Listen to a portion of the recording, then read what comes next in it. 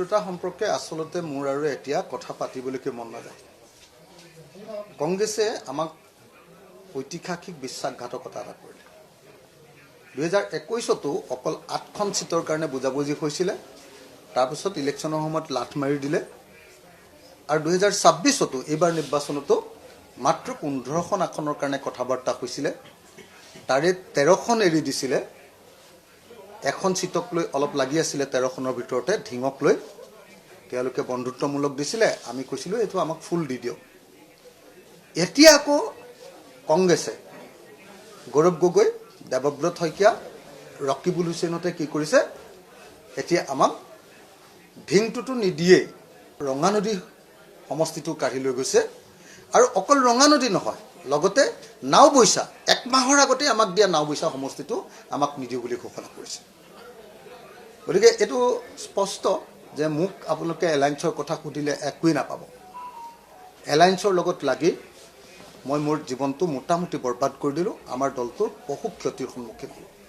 এলায়েন্সে মোৰ চুলি পকাই দিলে, এলায়েন্সে মোৰ গৰম কৰি দিলে গৌৰৱ গগৈৰ অহংকাৰৰ কাৰণে, আৰু ৰকিবুল হুছেইনৰ আগ্ৰাসী মনোভাৱৰ কাৰণে এলায়েন্সটো নহ'ল।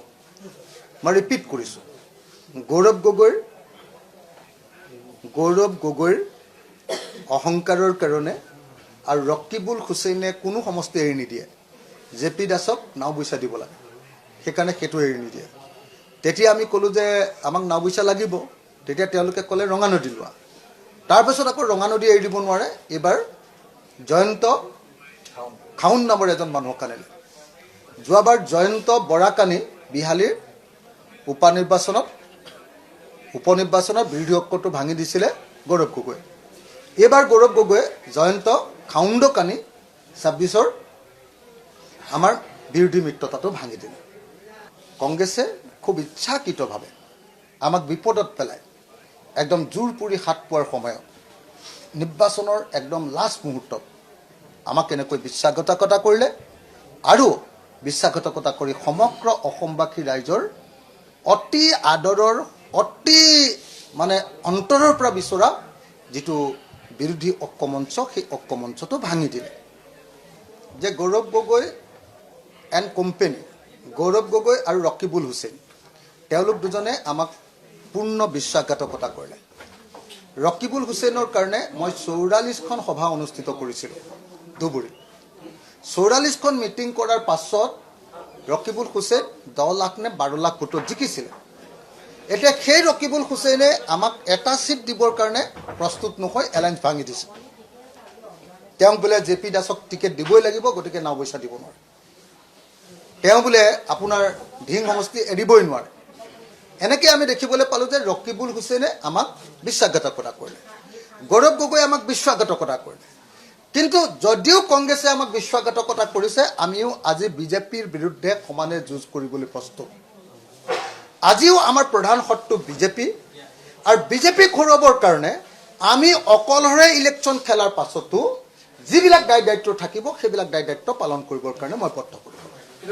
যে দলগাঁও যিটো 1 মাহৰ আগতে আমাক সম্পূৰ্ণৰূপে সমজাই দিলে, সেই দলগাঁও সমষ্টিটো এতিয়া তেওঁলোকে দিব নোৱাৰোঁ বুলি ক'লে। আৰু মই জনামতে জিতেন্দ্ৰ সিং আৰু দেৱব্ৰত শইকীয়াই এই সমষ্টিটো এৰি দিবলৈ নোখোজাৰ কাৰণে সৰ্বশেষত দলগাঁও আমাক এৰি নিদিলে, ৰঙানদী আমাক এৰি নিদিলে, আৰু ঢিং সমষ্টিটো আমাক এৰি নিদিলে।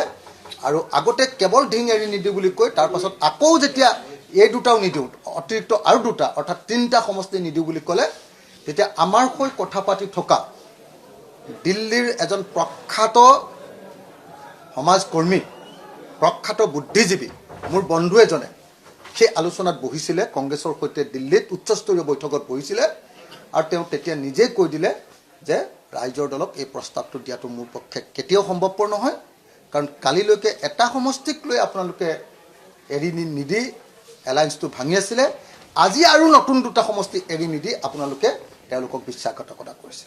গতিকে এইটো আমি ৰাইজৰ দলৰ সন্মুখত তুলি ধৰিব নোৱাৰোঁ।